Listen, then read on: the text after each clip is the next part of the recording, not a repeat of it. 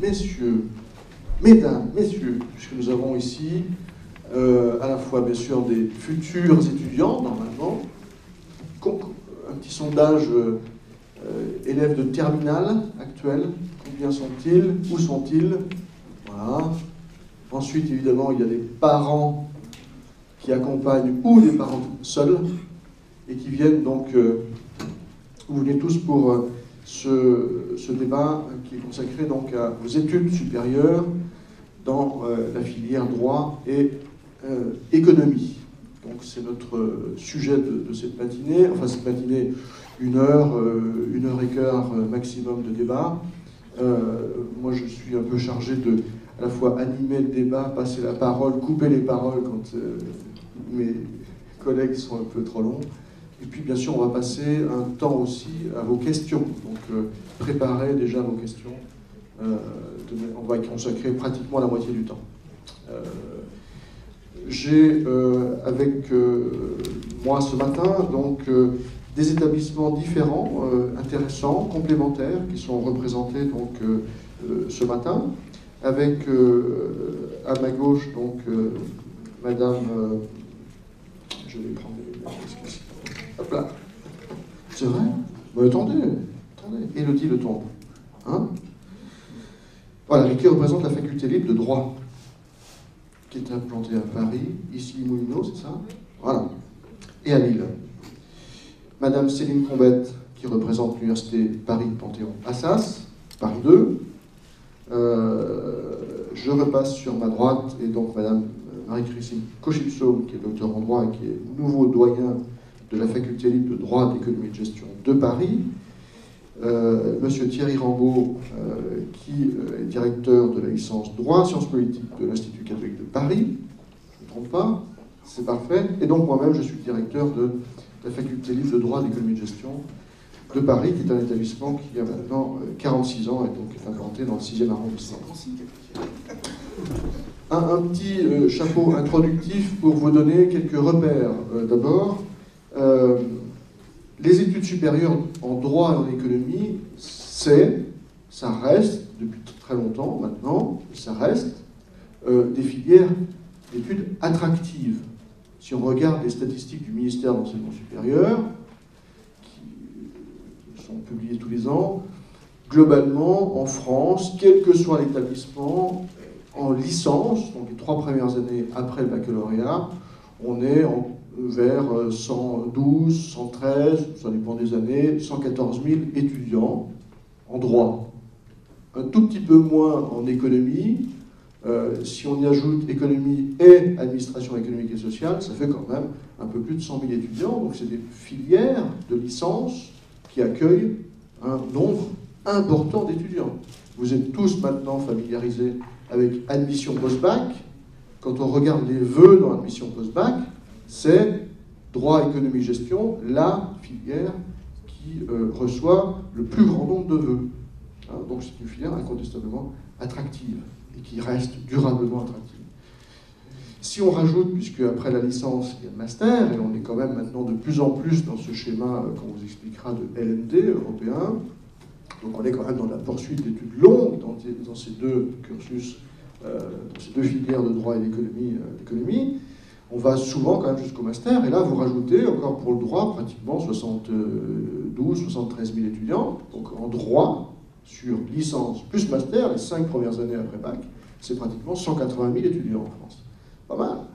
Et en économie, vous rajoutez encore pratiquement en master, sur les 2 années de master, 65, 66 000 étudiants, et là encore, vous êtes pratiquement sur 170 000 étudiants en économie, en y ajoutant les étudiants d'administration économique et sociale, qui font aussi de l'économie.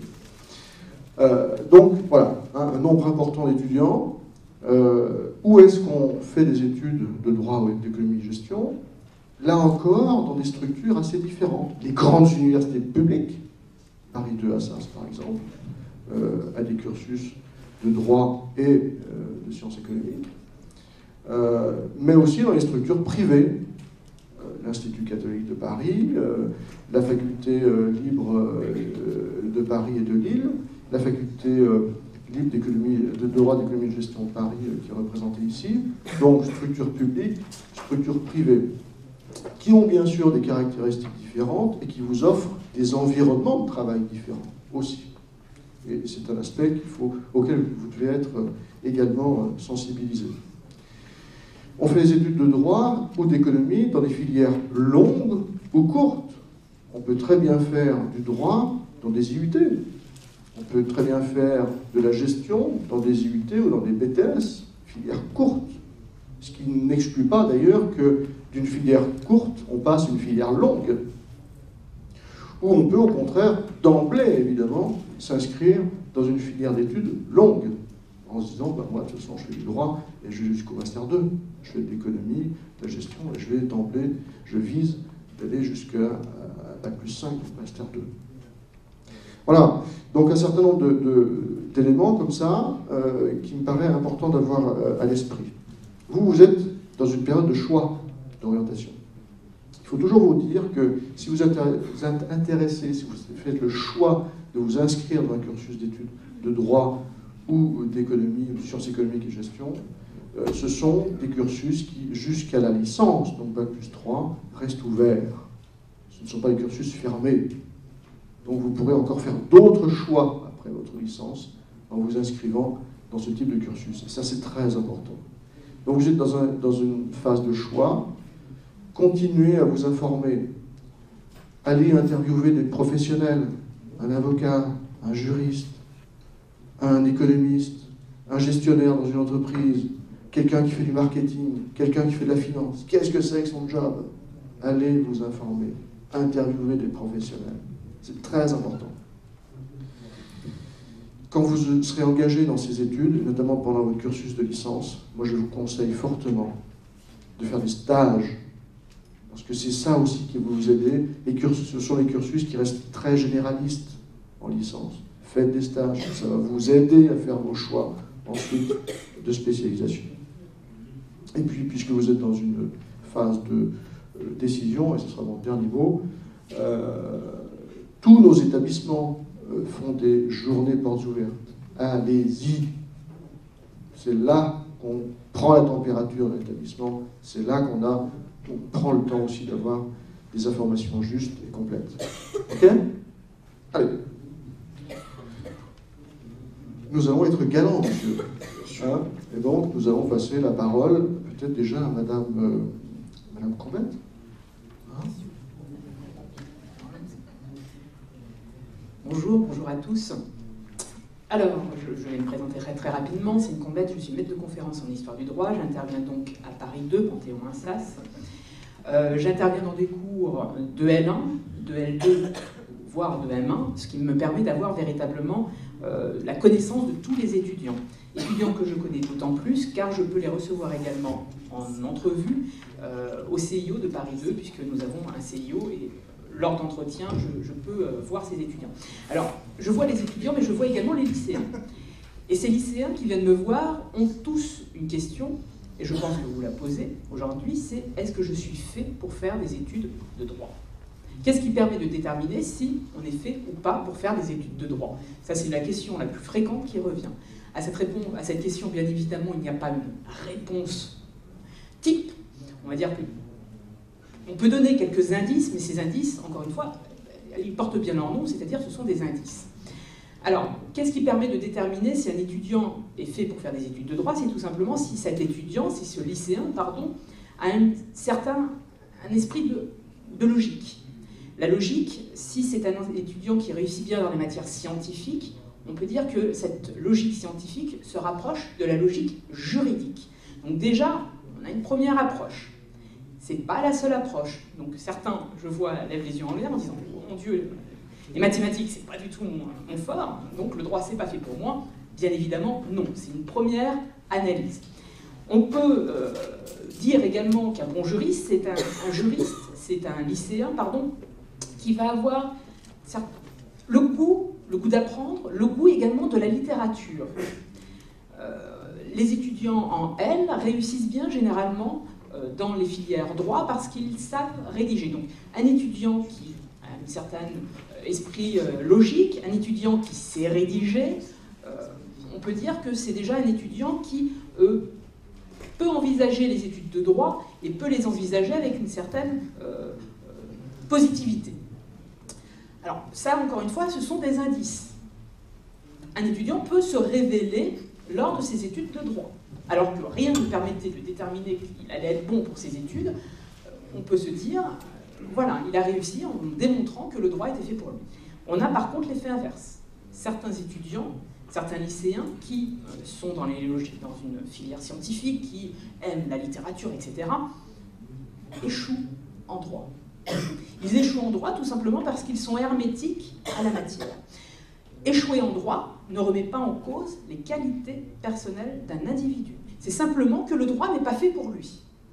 Il faut donc qu'il envisage une autre orientation. Et, à vrai dire, il faut envisager cette autre orientation très vite. Dès que vous sentez que la matière, bien évidemment, pas au bout d'un mois, 2 mois, c'est illusoire, mais si au bout d'un certain moment vous vous rendez compte que vous n'accrochez pas avec ces études, voyez très vite pour une autre orientation. Je vois des étudiants qui sont en première année, qui reviennent me voir en disant « J'ai travaillé, pourtant je ne réussis pas autant que le travail devrait me le faire. » Ils sont en première année, première année, je n'y crois pas. Dès que vous voyez que vous peinez en première année, une première année, c'est pas catastrophique. J'ai des collègues qui ont redoublé leur première année et qui aujourd'hui sont professeurs, et de grands professeurs, donc louper sa première année, c'est pas catastrophique. Si en première année, vous voyez que vous continuez un peu à pêcher, là, il faut vraiment vous interroger. Donc là, c'est pour le cursus droit. Pour le cursus économie. Alors, ce cursus économie, on l'envisage, nous, à Paris 2, mais je crois que c'est un peu d'une façon générale. L'économie en première année, c'est une économie, et là encore, très scientifique. Donc les étudiants qui sont sur des filières type ES, mais qui n'ont pas pris l'option mathématique, je les mets en garde contre l'économie, une faculté d'économie. Le profil type pour un étudiant en économie, c'est S, voire ES avec option maths, spécialité, maths.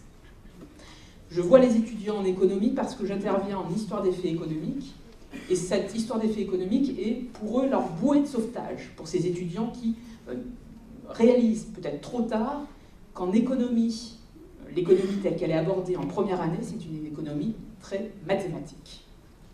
Voilà. Alors après cette première année, vient le temps de la deuxième année, la L2.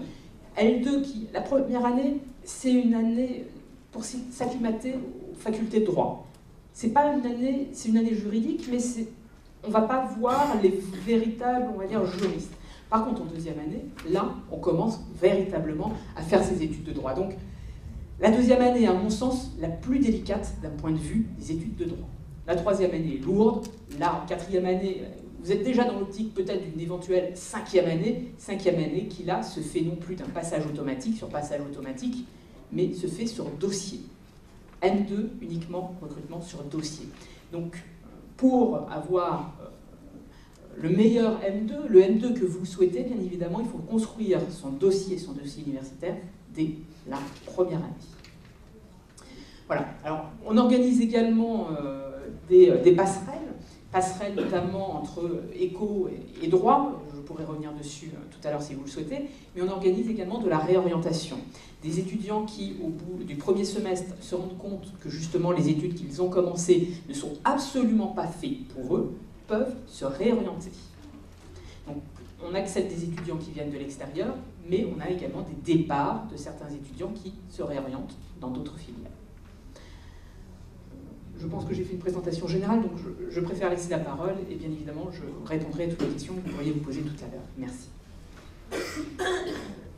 On va poursuivre, puisque vous étiez en train de parler un peu de l'organisation des études en général dans ces filières. Peut-être continuer avec Mme Cochipso pour à la fois peut-être repréciser les grandes étapes d'un cursus d'études supérieures en droit ou en économie-gestion, parce que c'est très proche, et puis peut-être aussi rentrer un petit peu plus dans le détail sur justement ce L, à quoi il conduit, et puis qu'est-ce qui se passe entre le L et le M, et quelles sont les grandes questions qui pourraient se poser à ce moment-là. D'accord, merci. Alors bonjour à toutes et à tous. je vais bien sûr développer un peu ce programme de droit. Alors, plus moi pour la partie droit, peut-être on aura d'autres interventions pour la partie économie, mais je peux aussi dire quelques mots. Déjà, avant toute chose, je voulais vous dire que le droit, il faut aussi comprendre l'utilité de cette matière, de cette vocation et de ce choix pour des lycéens qui ont été habitués pendant des années à suivre des matières qui sont quand même, on va dire, classiques, parfois répétitives, bien que évolutives. Qu'est-ce que cela veut dire que faire du droit?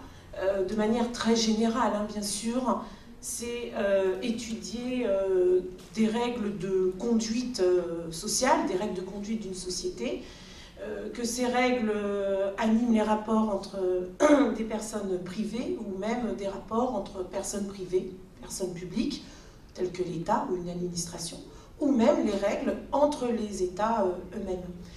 Donc faire du droit, c'est aussi se donner la possibilité d'accéder à des débouchés qui sont divers et formidables.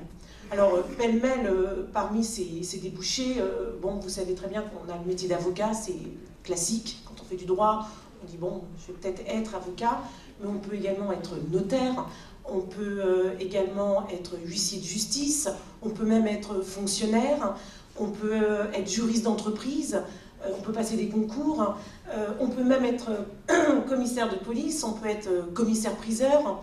Donc il y a des journalistes aussi. Il y a des formidables débouchés lorsque l'on fait du droit. Et c'est ça l'atout de cette matière qui est extrêmement large, bien sûr, qui contient énormément de sous-divisions, de spécialités. Et quand on fait du droit, on se donne cette chance de pouvoir choisir, parce qu'on ne sait pas trop ce que l'on veut faire quand on sort de terminale et qu'on entre dans les études supérieures, c'est de se dire, j'hésite un peu, alors parfois on a vraiment une vocation, mais sinon, pour les autres cas, soit il y a une forme d'hésitation, les élèves de terminale ne savent pas très bien, ne connaissent pas bien leur orientation. Faire du droit, c'est un merveilleux tremplin pour se laisser du temps aussi et de choisir au bout de 3, voire 4 années, même parfois 5, donc une carrière qui correspond à une aspiration personnelle, et ça c'est extrêmement important pour réussir sa vie professionnelle. Alors, le droit, c'est un programme évolutif. C'est-à-dire que c'est composé aujourd'hui de ce qu'on appelle la licence en 3 années. Après, on a 2 années de master. Et puis, si on veut continuer, on fera un doctorat. Ce n'est pas une obligation. On fait un doctorat lorsqu'on veut faire de la recherche. Mais on peut aussi faire un doctorat en étant en parallèle avocat, pourquoi pas. Mais bon, le fait de ne pas faire un doctorat n'empêche pas d'entrer dans de formidables carrières professionnelles lorsqu'on a fait du droit. Le programme est évolutif et général sur les 3 premières années de licence. Cela veut dire qu'on va partir de matières extrêmement générales que l'on divise de façon classique entre le droit public, qui correspond aux relations entre États ou entre un particulier et une administration, et puis les relations de droit privé, c'est-à-dire les relations entre les personnes privées. C'est la grande division finalement de cette première année de droit, des matières générales, fondamentales bien sûr, et qui sont assorties de travaux dirigés. Ça c'est extrêmement important, c'est la mise en application de ces cours qui ont lieu en amphithéâtre, parfois avec 2500 étudiants, bon je parle pour le mois d'octobre, tendance un petit peu à la baisse par la suite, ou alors on peut avoir affaire à des amphithéâtres plus petits en effectif si vous optez pour un enseignement au sein d'une structure privée. Bien sûr, les structures privées n'ont pas 2500 étudiants en première année. Donc les travaux dirigés sont extrêmement importants parce qu'ils vont permettre la compréhension, l'application, la mise en pratique de ces cours qui sont en amphithéâtre. Alors, pour la première année, on a le droit constitutionnel et le droit civil. Il faut bien sûr que les étudiants puissent analyser les textes, la jurisprudence, faire des cas pratiques, avoir des cours de méthodologie pour apprendre, évidemment, à rédiger, à avoir un langage juridique et avoir un raisonnement juridique. Parce que faire du droit, ce qu'on va vous apprendre, c'est l'art de convaincre. Voilà, c'est ça le but. donc l'art de convaincre, et donc on va vous donner les outils de manière évolutive sur les 3 premières années pour arriver donc à ce statut, hein, d'arriver à convaincre en droit, d'avoir une argumentation juridique, un raisonnement et de faire une démonstration. Les travaux dirigés dans ce sens-là sont là justement pour apprendre de façon bien spécifique à convaincre dans une matière donnée. Alors sur la suite des études, au niveau de la L2, on reste toujours quand même sur des matières générales. On sera plus sur du droit administratif, mais encore du droit civil. On commence à avoir quelques options, c'est-à-dire que le programme va permettre d'étudier des matières plus spécifiques. Je ne vais pas dire plus isolées, mais qui sont tournées davantage vers un domaine réservé et qui peut commencer à correspondre à des aspirations personnelles, à de véritables vocations. On a par exemple le droit des successions, je prends au hasard, pourquoi pas le droit du travail, qui est une matière essentielle également. On peut avoir aussi du droit de la finance, alors peut-être plus vers la licence 3, mais plus on va avancer dans les études de droit et plus on va arriver vers des matières spécifiques qui font que, à la fin de la licence 3, qui est toujours composée de cours fondamentaux et de travaux dirigés, bien sûr, eh bien, les étudiants vont pouvoir choisir un Master 1. Alors, autrefois, on appelait ça la maîtrise, hein, bien sûr. Donc, le Master 1 qui commence à être un premier choix, une première vocation. Est-ce que je ferai un Master 1 de droit public, de droit privé général, de droit pénal, de droit du travail, de droit social, de droit du sport, de droit médical, de droit de l'audiovisuel? Il y a énormément de spécifications, de spécificités. Et donc, c'est ça la richesse du droit, c'est de partir du général vers le particulier. C'est un peu notre tradition, hein, de toute façon, de notre enseignement.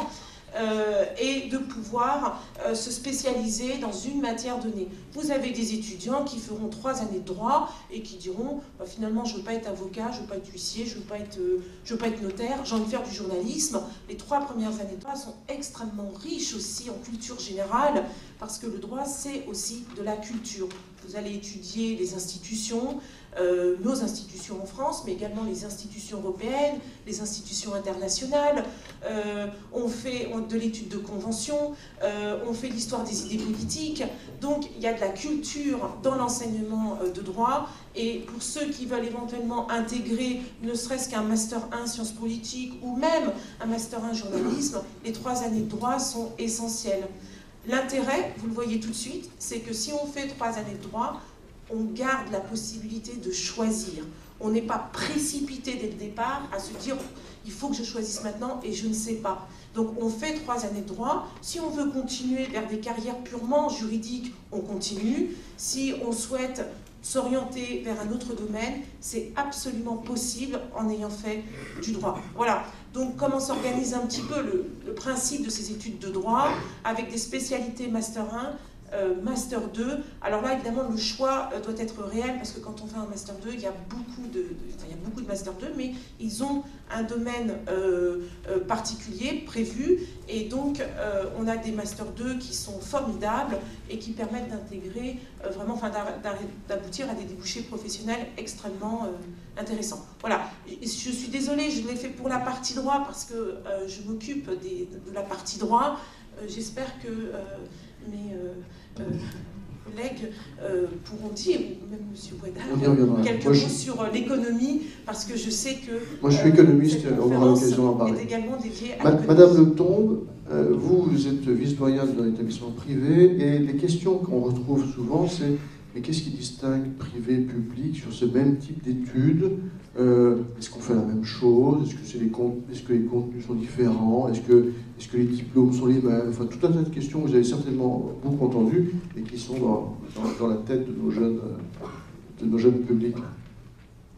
Bonjour à tous et à toutes. Donc, effectivement, je représente la faculté de droit de l'Université catholique de Lille, qui est à la fois un campus à Lille, qui est beaucoup plus historique, et donc à Issy-les-Moulineaux depuis quelques années.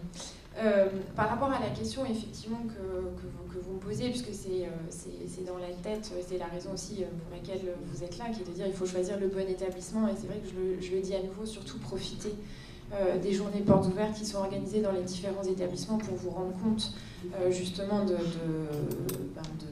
l'état d'un campus, de sa vie. et surtout des différentes structures qui vous sont proposées. Alors moi, en tant que, justement, on va dire, établissement, enfin j'ai la casquette de l'établissement privé. Évidemment, un établissement privé, déjà en termes de taille, la différence, elle se fait principalement sur la taille, puisque, donc, comme j'ai demandé la confirmation à ma voisine de gauche, donc dans les établissements publics, vous êtes sur des amphis, en fait, en première année, qui sont à 600 places. C'est vrai que dans les établissements privés, moi en ce qui me concerne à Issy-les-Moulineaux, en fait les amphis sont à 200. Donc, et là actuellement, oui, ils sont à 200 et par contre à Lille, ils sont à 400. Donc on est vraiment sur une taille en fait réduite. Ce sont des campus finalement, on va dire à taille humaine. Hein. On a un peu même le fonctionnement finalement d'une école. Donc avec aussi des travaux dirigés qui ne dépassent pas en fait des groupes à 25 étudiants maximum, d'accord ? Donc ce qui évidemment permet de faciliter l'apprentissage de la matière. D'un point de vue pédagogique, nous, de notre côté, on assiste beaucoup, évidemment, sur l'accompagnement de l'étudiant, à la fois, en fait, par le tutorat, c'est-à-dire, en fait, que les étudiants peuvent prendre des rendez-vous individuels avec des enseignants pour approfondir tel ou tel point, et puis des conférences de méthode. C'est-à-dire que sur 3 années, les étudiants bénéficient à côté des travaux dirigés, des conférences de méthode, où l'objectif c'est justement d'apprendre en fait à faire une dissertation, parce que généralement c'est ce qu'on dit à tout étudiant qui arrive en première année, votre dissertation en droit n'est absolument pas justement la même que la dissertation que vous avez fait pour votre bac français ou en terminale. C'est-à-dire que le juriste, c'est un petit peu d'ailleurs son travers, c'est qu'on va dire parfois un côté un peu rigide, avec son plan on va dire binaire, hein, 2 parties, 2 sous-parties. Donc avec des règles méthodologiques strictes à respecter. Sauf que ça, c'est notre job, c'est à nous en fait de vous apprendre à construire un plan, à construire en fait un cas pratique. Et l'étudiant a beau avoir en fait, si vous voulez, toutes les connaissances, si la méthodologie n'est pas maîtrisée, c'est justement ce qui constituera pour lui un point faible et parfois ce qui pourra justifier une mauvaise note en fait à l'examen. Voire même en fait parfois des étudiants qui bachotent, mais si vous voulez derrière, s'il n'y a pas le raisonnement, s'il n'y a pas la méthodologie qui suit, l'étudiant en fait ne réussira pas du tout son examen ou ses concours. Donc un travail méthodologique qui est fait d'ailleurs par les différentes équipes et l'objectif c'est vraiment d'accompagner les étudiants, avec aussi la professionnalisation, et là aussi je me permets d'insister beaucoup, essayer de réfléchir, même si c'est absolument pas évident parce que vous êtes jeune, vous êtes en terminale, et puis quand on voit aussi le nombre de stands, c'est très compliqué aussi de savoir à 17 ans ce qu'on va faire. Finalement, on s'engage pour un projet professionnel, et puis à 17 ans, on se dit voilà, je vais faire un métier toute ma vie, etc. Donc, évidemment, on s'engage pour un projet professionnel à long terme, mais aujourd'hui, on voit bien aussi avec tout ce qui renvoie à la formation professionnelle que les métiers peuvent changer et vous allez évoluer. La professionnalisation, c'est extrêmement important. C'est-à-dire qu'il faut faire des stages. Moi, je sais que mes étudiants, on ne leur délivrera pas leur licence si ils n'ont pas réalisé en fait au minimum 8 semaines de stage. Donc il faut absolument aller voir ce qui se passe en cabinet, il faut aller voir ce qui se passe en fait en entreprise, parce que les métiers du droit sont extrêmement variés. Le milieu de la santé aussi justement prévoit un certain nombre, attire les juristes aujourd'hui, c'est extrêmement diversifié. Par rapport en fait au diplôme, puisque du coup vous m'aviez posé cette question, moi en ce qui concerne mon établissement et l'université catholique de Lille, donc nous délivrons en fait des diplômes en fait d'État, parce que nous sommes conventionnés avec une université publique qui est Toulouse, qui est l'université en fait de Toulouse. Donc on a une convention avec l'université publique afin que nos étudiants puissent bénéficier en fait d'un diplôme d'État. Donc c'est-à-dire que nos étudiants, s'ils ont envie d'aller faire leur master dans une autre université, ils peuvent tout à fait aller faire leur master dans une autre université. D'accord ? Bon, après, il y a des systèmes de jury rectoral aussi qui existent. qui est aussi une autre manière de délivrer en fait le diplôme, hein, parce que le système français, c'est-à-dire qu'en France, c'est l'État qui délivre le diplôme et ce n'est pas en fait, entre guillemets, l'université comme ça peut se passer dans les pays étrangers, où c'est l'université qui va délivrer son diplôme. En France, c'est l'État. Donc, c'est le système qui le veut ainsi, mais vous avez aussi un système de jury rectoral qui marche aussi. Je ne sais pas si c'est votre cas. Hein. Je vous laisse. Oui, donc monsieur rebondira sur le jury rectoral parce que vous avez tous les détails pour expliquer le système. Donc voilà ce que je peux. Du coup, je vais passer tout de suite la parole. Merci beaucoup. Dernier intervenant, et puis après on passera à des questions, parce que c'est très important. Monsieur Rambaud, vous êtes directeur d'une licence droit sciences politiques. Alors ça met l'accent sur le fait qu'on peut faire un cursus de droit dès le départ, dès la première année de licence, avec cet enrichissement vers la science politique, vers d'autres domaines, hein, mais vous êtes l'exemple d'un enrichissement d'un cursus de droit vers la Sciences Po. Ça c'est intéressant. Parlez-nous-en un peu. Merci beaucoup. Alors, en premier lieu, je suis professeur des universités et par ailleurs je suis avocat pour un cabinet américain à Paris. Et si je vous dis cela, c'est parce que nous, on va vous présenter la diversité des modalités pour faire du droit dans l'enseignement supérieur dans la région Île-de-France. Mais je tiens, et j'insiste beaucoup là-dessus, nos universités d'État sont solides, elles sont bonnes. Et vous pouvez trouver d'autres choses, évidemment, dans les formations qu'on vous propose. Et on est là pour vous dire qu'elles sont de qualité, pour insister sur les avantages, mais j'insiste là-dessus pour, en plus, pas mal voyager et faire des conférences dans d'autres universités à l'étranger. Je veux vous dire que nos universités françaises sont bonnes et n'ayez pas peur des universités d'État, même si, évidemment, on est là pour vous tenir un discours complémentaire qui est celui de vous montrer pourquoi faire son enseignement supérieur dans le privé, en droit et en économie présente beaucoup d'avantages. Mais je voulais juste, en tant qu'universitaire, faire cette première observation. Je représente donc l'Institut catholique de Paris, je suis directeur de la licence droit et sciences politiques. L'Institut catholique de Paris, vous savez, a son siège dans le 6e arrondissement, rue d'Assas, et a ouvert il y a quelques années, au sein de la faculté de sciences économiques et sociales, 2 licences, même 3 avec une licence ressources humaines, la licence droit et sciences politiques, dont je m'occupe, la licence sciences économiques et sociales et la licence ressources humaines. Alors Thierry m'invitait à vous parler plus particulièrement de la licence droit et sciences politiques, qui a ouvert maintenant il y a 3 ans, et qui s'efforce réellement d'intégrer ces 2 matières, à la fois une formation en droit et en sciences politiques. L'objectif, il est très clair, c'est de permettre à nos étudiants de pouvoir après candidater à Sciences Po, candidater aux IEP, et puis évidemment d'intégrer des masters en sciences politiques ou en droit. La totalité sur nos premières promotions d'étudiants sont aujourd'hui casés, si vous me permettez cette expression, en master 1 droit public, sciences politiques, et un certain nombre d'entre eux, 6, sur une promotion de 80, ce qui est quand même bien, ont intégré un IEP, soit l'IEP de Paris, soit des IEP de région qui sont, comme vous le savez, excellents et qui sont très sélectifs.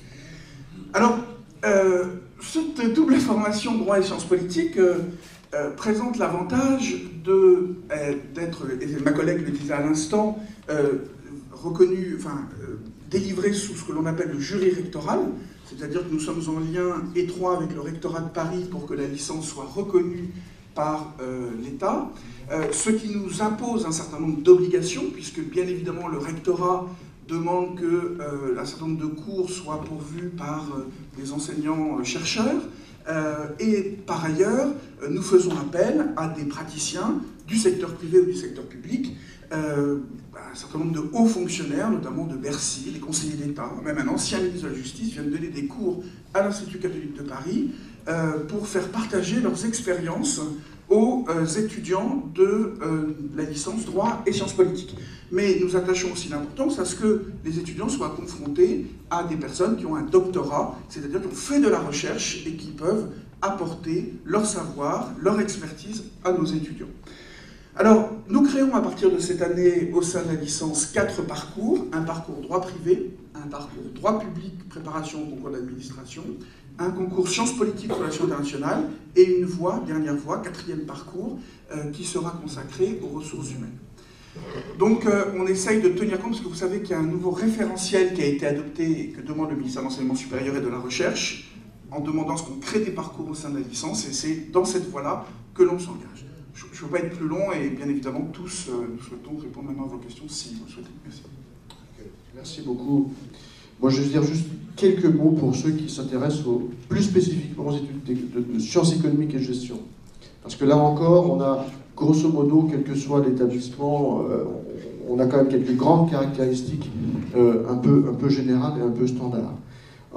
En économie, on voit effectivement, comme l'a dit notre collègue tout à l'heure, pour parler de Assas, sciences économiques et gestion, c'est plutôt effectivement des profils ES avec une vraie affinité pour les mathématiques, parce que de toute façon, sur tout le cursus de licence, il y a des enseignements de mathématiques et de statistiques qui sont quand même d'assez haut niveau, et donc il faut quand même aimer les maths. C'est incontournable. Ensuite, pour les étudiants qui viennent de ES, ils vont poursuivre un enseignement en économie, mais avec un niveau théorique qui n'a pas grand-chose à voir avec ce qu'ils ont vu en première ES ou en terminale ES. Là, on va être sur de la macroéconomie, sur la microéconomie, mais avec des éléments de modélisation mathématique quand même relativement importants, mais tout ça est quand même passionnant dès lors qu'on a un esprit logique, analytique, et qui va être essentiel pour réussir ces études de sciences économiques et de gestion. Ensuite, évidemment, ce sont des études qui conduisent plutôt, évidemment, vers les métiers d'entreprise. Donc, on va aller vers des spécialisations dans les grands domaines de gestion d'entreprise, en marketing, en finance, en contrôle de gestion, en audit. Et ça, évidemment, c'est des choix qui vont se faire à partir des études de master. Mais, comme pour le droit d'ailleurs, le cursus de sciences économiques et de gestion, en fin de licence, on peut très bien, effectivement, prendre une tangente, si je puis dire, et donc pas poursuivre en master universitaire, mais aller, par exemple, passer les concours d'admission parallèle dans les grandes écoles de commerce et de management, qui sont les admissions parallèles, une véritable opportunité de rentrer dans les grandes écoles de management françaises, qui ont une cote, y compris au niveau européen et international, aujourd'hui, qui est extrêmement intéressante. Et ces concours-là sont très ouverts au profil d'économie-gestion. Donc pensez à cela. Aujourd'hui, il y a quand même des offres très intéressantes qui vous permettent à la fois de poursuivre un cursus de licence en droit ou en économie-gestion, et puis de préparer ces concours pour rentrer dans les grandes écoles de commerce et de management et faire les 2 années équivalent master dans ces écoles, plutôt que de faire des écoles de commerce post-bac qui, elles, ont des notoriétés, aussi des qualités qui peuvent parfois être assez variables. Voilà, on va passer maintenant aux questions. Donc je vais me lever et je vais passer le micro à ceux d'entre vous qui ont certainement préparé des questions. Donc, première question. C'est toujours difficile, mais voilà.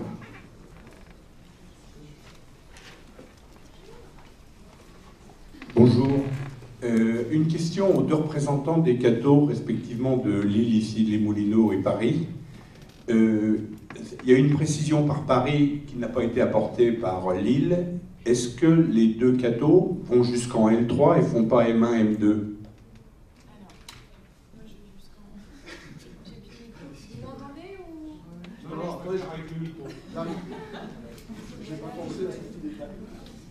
Oui, alors, nous proposons la licence, donc les 3 années en fait de licence qu'on décline. Alors, je vais pas vous, mais qu'on décline selon différents parcours. Et à Paris, on se lance en fait dans l'alternance. C'est vrai que j'en ai pas parlé. Parce que l'alternance aujourd'hui aussi, c'est l'avenir d'une certaine manière. C'est aussi au niveau des... Ça touche aussi le droit, qu'on connaît déjà en Master 2. C'est-à-dire que vous avez des masters, par exemple en droit des affaires ou en droit social, qui sont déjà en fait proposés en alternance. Et donc on les propose en fait à Lille et à Paris. Donc on ouvre l'école de l'alternance avec en fait 2 masters, un master 1 en droit des affaires et un master 1 en droit social, mais en alternance. Et à côté, vous avez un master qui est sur la logique en fait de la formation initiale, mais qui résulte en fait du parcours de la licence européenne pour les étudiants en fait qui sont bilingues, qui s'orientent vers un cursus en fait international et européen.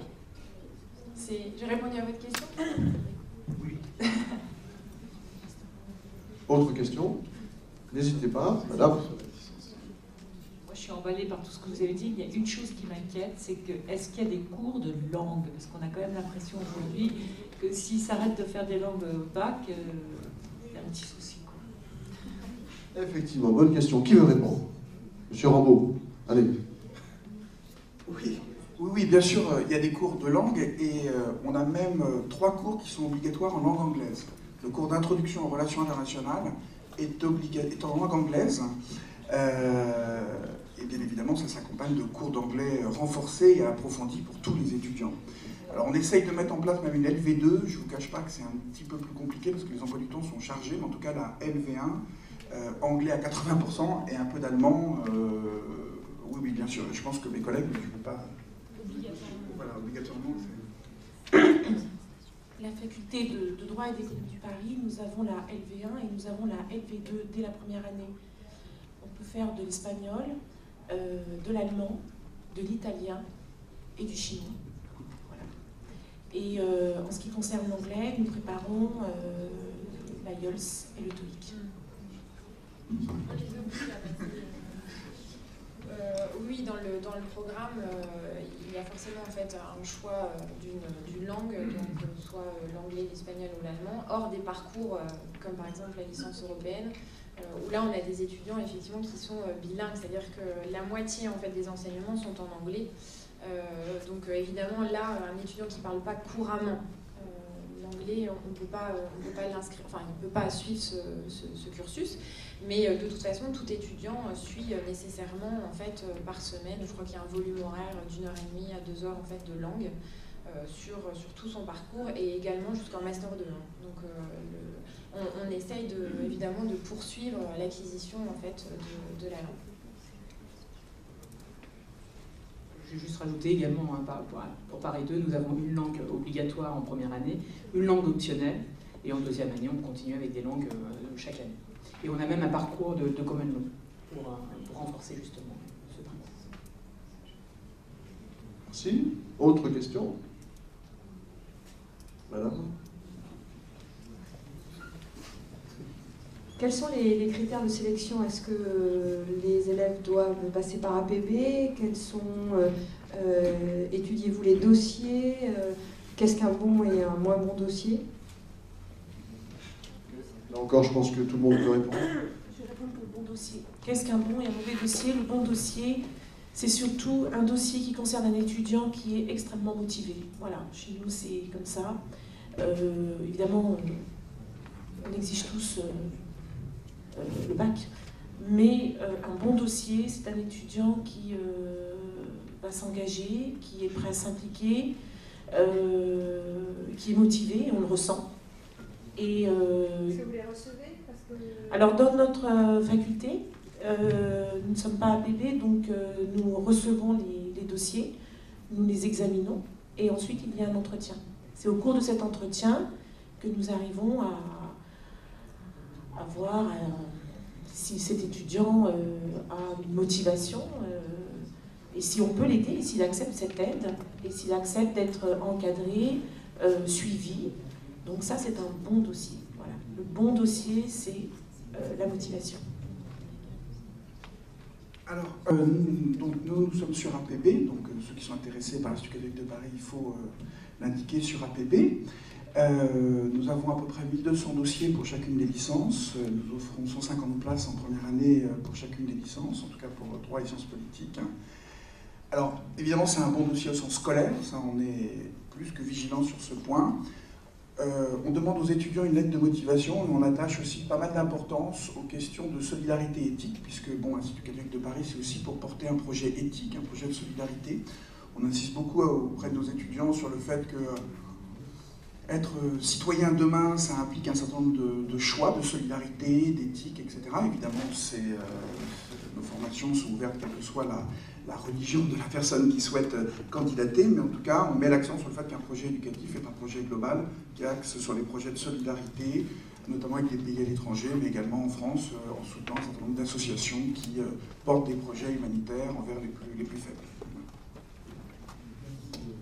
Nous sommes sur APB dans la filière sélective, sachant que, enfin, je rejoins ma collègue à droite, le mot sélection, j'aime pas trop, je partirais plus d'une appréciation en fait de l'aptitude de l'étudiant à pouvoir suivre des études de droit.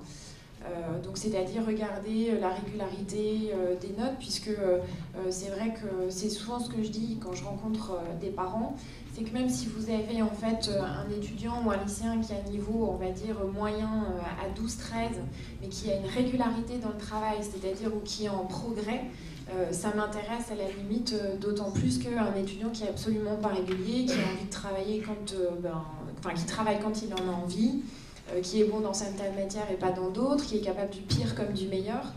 Donc vraiment ce qui est intéressant, c'est de voir finalement en fait, le progrès du lycéen et surtout sa régularité, et j'insiste beaucoup, sa régularité en fait, dans le travail. Je pense que c'est extrêmement important, il ne faut pas paniquer par rapport à ça. Et aussi de dire que, parce qu'on n'en a pas encore trop parlé, mais par rapport aux différentes filières, vous l'avez abordé par rapport aux étudiants qui viennent d'un bac S, L ou ES, d'accord, pour les bacs généraux. Moi, je ne ferme pas la porte non plus en fait, aux bacs non généraux. Alors bien sûr, on va avoir une exigence au niveau du dossier, c'est-à-dire qu'on va quand même exiger la mention, moi je sais que je fais attention à la mention en fait, au bac, mais je ne vais pas exclure systématiquement de la pile l'étudiant en fait, qui n'a pas fait un bac L, ES ou S.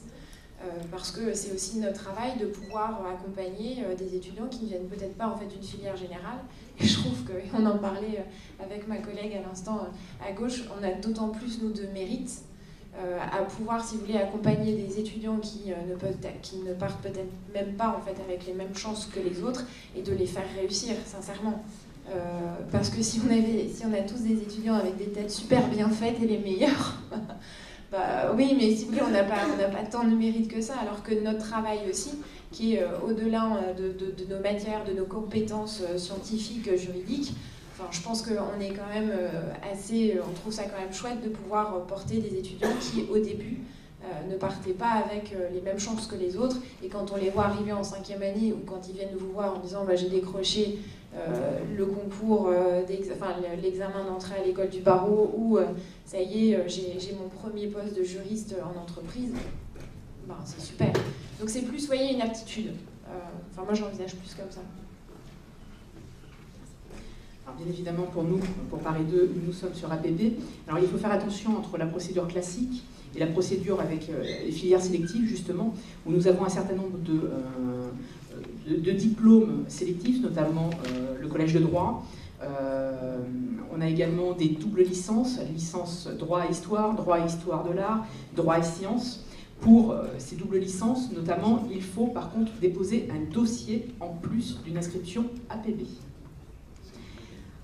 Pour APB, sur APB, vous allez avoir également les tests d'aptitude pour déterminer. Certaines facultés ne les rendent pas obligatoires. Pour Paris 2, ils sont obligatoires.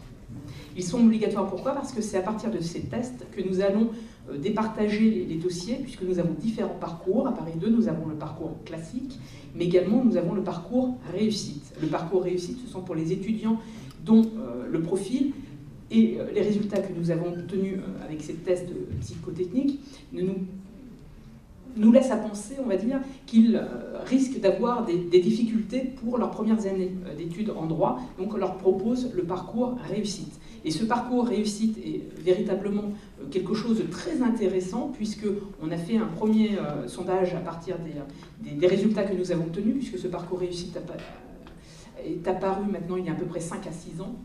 Ce parcours réussite a permis de sauver 25% des étudiants qui auraient échoué en première année. Donc c'est véritablement quelque chose qui aide les étudiants. Donc parcours classique, parcours réussite, et en première année, nous avons également le collège de droit. Collège de droit qui est sélectif, et la sélection se fait cette fois-ci sur les résultats du bac, puisqu'il faut avoir la mention très bien, voire bien, mais avec des tests d'aptitude pour pouvoir entrer dans ce collège de droit. Mais quelle que soit la filière que vous destinez, donc si c'est le collège de droit ou un autre diplôme sélectif, c'est-à-dire une double licence, il faut faire cette inscription APB. Et en choisissant Paris 2, en choix, dans vos choix. Merci.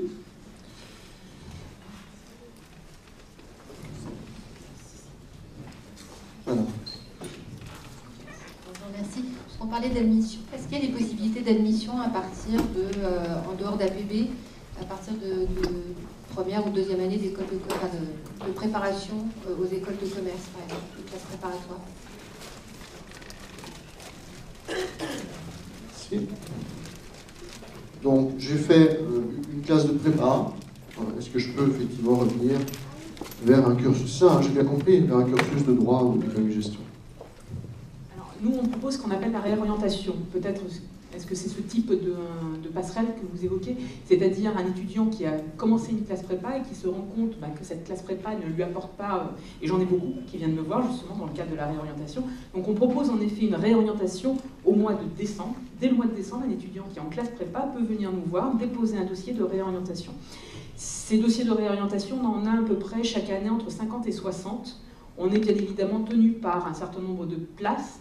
C'est-à-dire qu'on ne va pas prendre généralement plus de 25 dossiers. Pourquoi 25 dossiers? Parce que 25 dossiers, c'est 25 personnes qui font un TD. On ne met pas plus de 25 personnes dans un TD. Donc on est tenu à peu près, oui, c'est 25 places. Non, ils ne finissent pas la classe prépa, ils sont désormais en droit dès le mois de janvier. Alors ce qui implique que tous les partiels qui ont eu lieu au mois de décembre ou janvier, pour le premier semestre, l'étudiant doit les repasser en seconde session, et cette seconde session a lieu pour nous au mois de septembre. Donc il passera matériellement les partiels du second semestre comme n'importe quel étudiant, et il devra passer les partiels du premier semestre en seconde session. Et à l'issue d'une première année, il n'y a pas il y a des passerelles qui existent également. Vous avez fait la classe prépa toute l'année. Là, il faut déposer. Alors, la première modalité, celle qu'on retient le plus généralement, c'est on fait une épreuve au mois de juillet pour avoir accès justement à la deuxième année.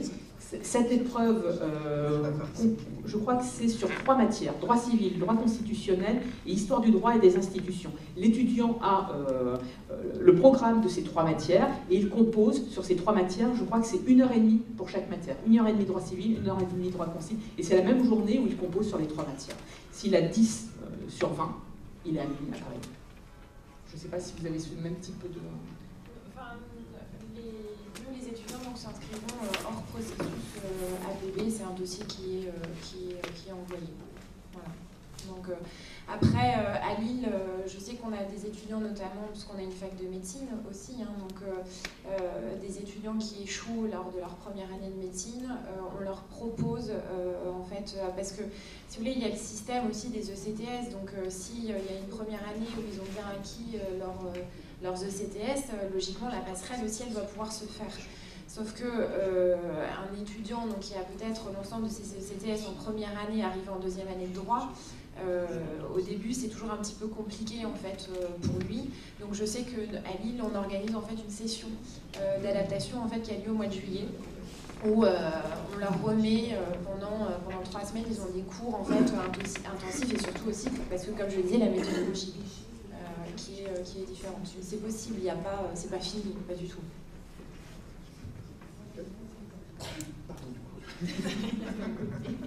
Non, c'était sur la possibilité d'entrer sur équivalence, c'est ça? Oui, après une année de prépa. Oui, alors évidemment les dossiers sont examinés. C'est assez sélectif, mais on le fait, oui, tout à fait. C'est possible. Oui. Non, c'est moi qui examine les dossiers, donc ça existe, bien sûr. Voilà. Oui, je prends la réponse que vous avez donnée, c'est la même, je ne vais pas... On avait vous passer la parole, c'est ça? Bien. On arrive presque à la fin. Donc, oui. Bien sûr qu'on fait du droit à Nanterre. On fait du droit dans plein d'endroits. Oh, ben, on aurait pu rajouter une dizaine de tables. Non, pas du tout. Pas du tout.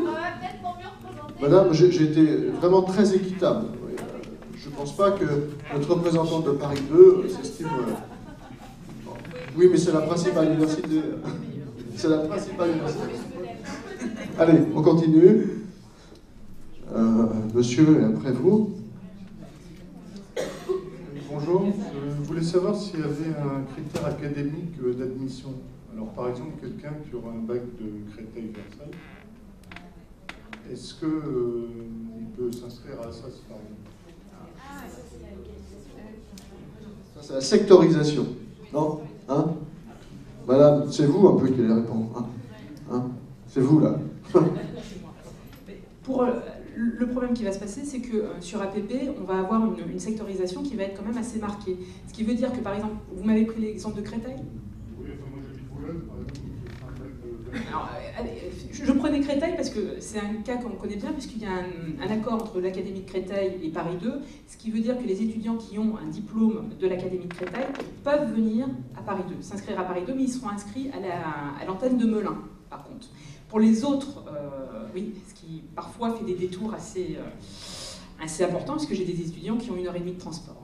Bon, après, ils ont le choix également de s'inscrire à l'université de Créteil. Hein. Il y a du droit à Créteil. Mais bon, ils viennent chez nous. Pour les autres académies, on est, nous, dépendants de l'Académie de Paris. Donc à partir du moment où vous n'êtes pas de l'Académie de Paris, malheureusement sur APB, vous avez peu de chances de venir chez nous. Par contre, la possibilité, là je n'ose dire le mot, de contourner APB,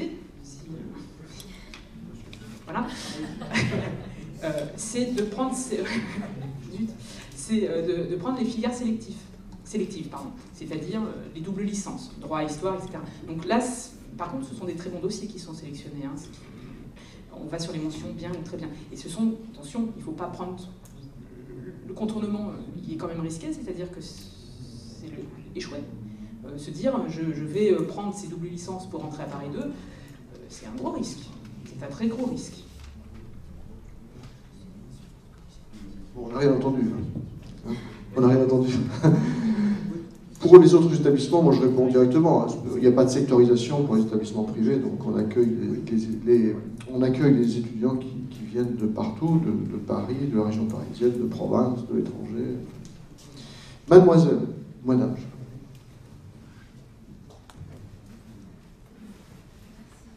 Bonjour, j'avais deux questions. La première, c'est sur les tests d'aptitude. Vous avez dit que c'était des tests psychotechniques, mais sur quoi est-ce qu'ils portent exactement et combien de temps est-ce qu'on a pour les faire? C'était ça ma première question. Et la deuxième, c'était pour les filières sélectives. Est-ce que la sélection porte seulement sur les notes au bac ou est-ce qu'elle porte également sur les notes dans l'année scolaire?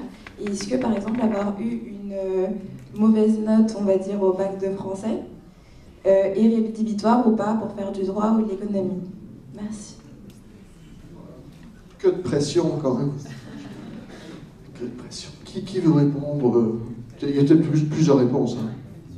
Sur les tests psychotechniques, j'en ai parlé. Alors, chaque année, ils évoluent ces tests, bien évidemment. Alors, je crois que l'année dernière, les étudiants avaient, enfin les lycéens avaient un quart d'heure pour répondre à une série de tests. C'est pas compliqué, on va dire. C'est une vraie logique qui...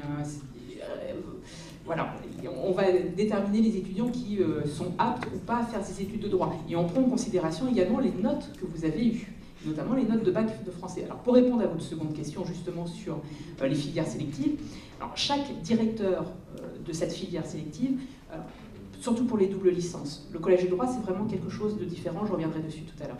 Pour les doubles licences, chaque directeur d'une double licence va donner les pièces qu'il veut pour la constitution de son dossier. Généralement... À 12h débutera la deuxième série des débats et tables rondes de cette seconde journée du 38e Salon de la Drève. En salle 1, intégrée d'une école de commerce... Alors, je vais peut-être passer au-delà. En salle 2, profession architecte. En salle 3, admission post-bac, inscription dans le supérieur, mode d'emploi. En salle 4, la prépa littéraire, quel concours, quel débouché. En salle 6, paramédicale et sociale. 12h, début de la seconde série des débats et tables rondes de cette deuxième journée du 38e Salon de la Drève. Nous vous rappelons par ailleurs que certaines de ces conférences peuvent être consultées sur le site de l'adresse salonvirtueldelorientation.com, notamment la conférence Étudier le droit et l'économie, ainsi que les métiers des ressources humaines. Et les gilets sauvetage tomberont automatiquement en cas de...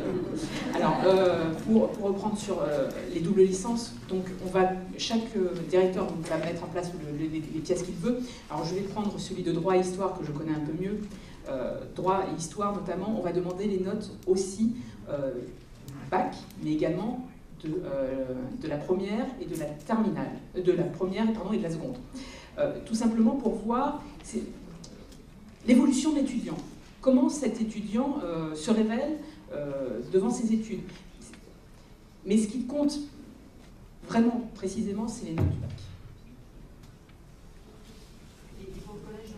Alors pour le collège de droit, là aussi on va aller sur les notes du bac uniquement. Notes du bac, l'inscription doit avoir lieu bien en amont du bac.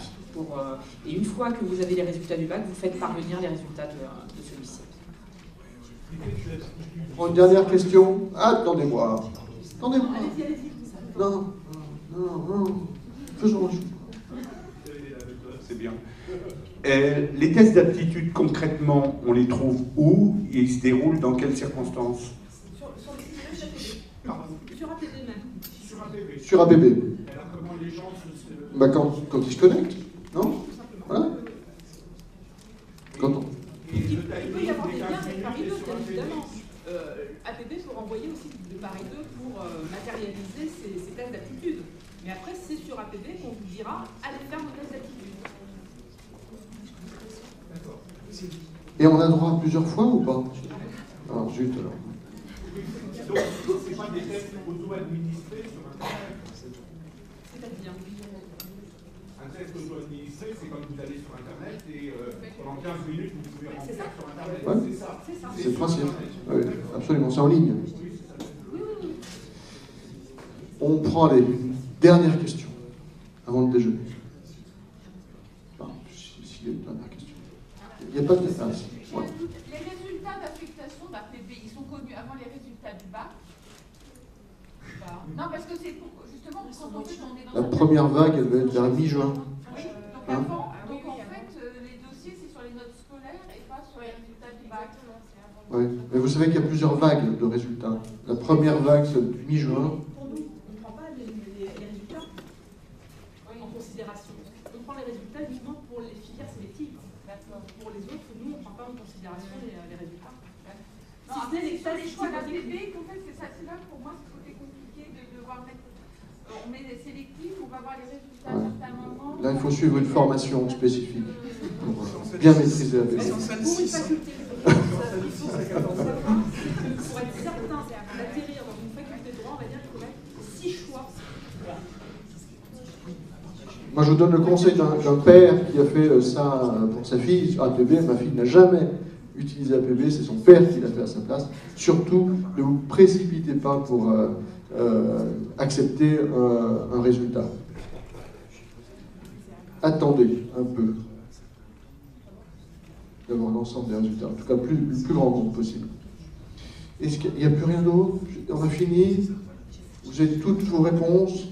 On a été utile? Bien. Eh bien, bonne fin de salon.